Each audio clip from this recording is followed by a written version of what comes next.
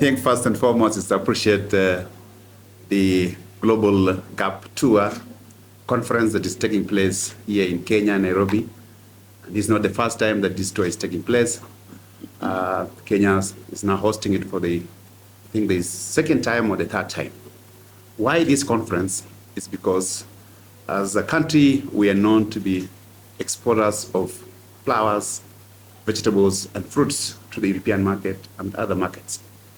And we are benchmarking on the standards that we are adopting as a country. And it's good that we are now sharing with other experts within the field, trade, NGO, and the development partners on what we're doing in terms of ensuring that our production systems are safe for our consumers.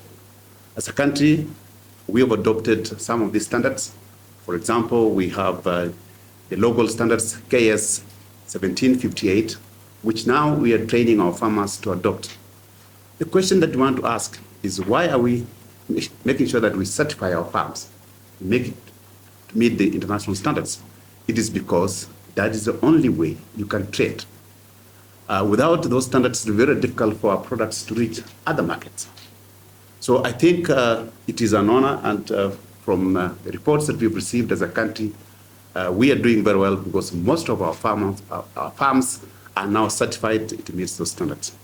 And we want to encourage our farmers that if you want to get good price of your produce, ensure that you produce in the standards that are traded in globally.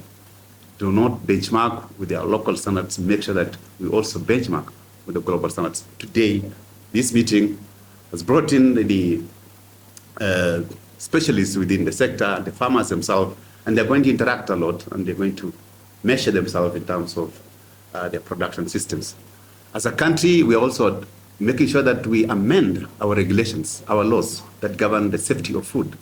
Currently, we are working on the Food and Feed Coordination Bill that is going to support the competent authorities within the government to ensure that our farmers are compliant.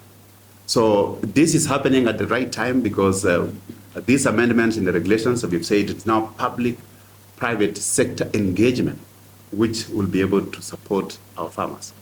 And we're very happy that the Global Gap chose Kenya, Nairobi, to host this conference again in Africa. We've been the very early adopters. Now you are by far the largest number of farms because you've managed to have a wonderful access to exports to the European Union and other markets around the world.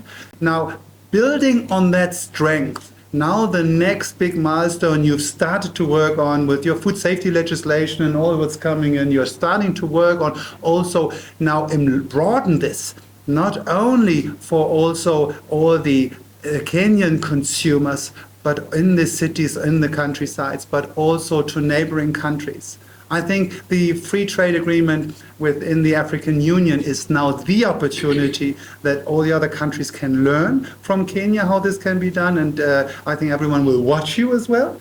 And so that's why we're here, and we bring out the message to all the supporters, to the donor organizations, to the farmers themselves, to the representatives of farmers, but also to any service providers that are around, because it's a collaborative effort. We all need to lift food safety even higher now. It never stops because we want to eradicate any malnutrition and any health issues because of food. That's our obligation.